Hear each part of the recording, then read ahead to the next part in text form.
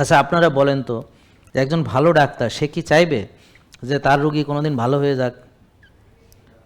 না, সে চাইবে যে সারা জীবন আপনার সাথে একটা সুসম্পর্ক বজায় থাক। আপনি যদি ভালো হয়ে চলে যান, তার সাথে একটা ছাড়াছাড়ি হয়ে গেলে এটা কি হয়ে গেল না, ব্রেকআপ হয়ে গেল না? প্রতি মাসে মাসে আসবে, দেখা হবে, সাক্ষাৎ হবে, এটা সারা জীবনের একটা সম্পর্ক, তাই না? তো এই সম্পর্ক নষ্ট করা সম্ভব? উচিত তো? কী করেন আপনারা? তো এই জন্যে তারা আপনাদের এত পছন্দ করে, আর আপনারাও তাদেরকে এত পছন্দ করেন যে নিজের যত্ন না নিয়ে আপনি রোগী হয়ে তার কাছে যান, আপনাদের সম্পর্কটা যেন সারা জীবন অটুট থাকে।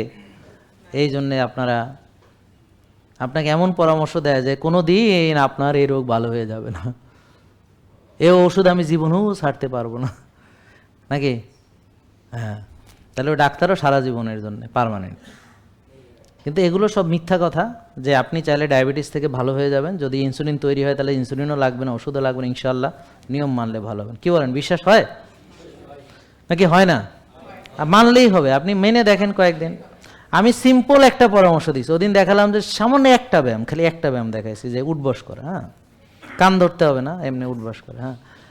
সে যদি একটা ব্যায়ামও করে, আর যদি সে ধরেন রোজা রাখে, আর যদি সে ভাত রুটি ফল দুধ বাদ দিয়ে প্রসেস আর সবজি ডিম মাছ মাংস খায়, ঘুমায় ঠিক মতো, তাও দেখবেন এইটুক করে তার ডায়াবেটিস ভালো যাবে। তারপর তো আরও অনেক কিছু করতে হবে, সেটা পরে, কিন্তু এইটুক করেই দেখবে যে তার বিনা ওষুধে ডায়াবেটিস ভালো যাবে। সামান্য একটা বিষয়, এত সিম্পল। কি ভাই, কাজ হবে না এটাতে? অবশ্যই হবে। জেকে লাইফস্টাইল, ওষুধ মুক্ত সুস্থ জীবন।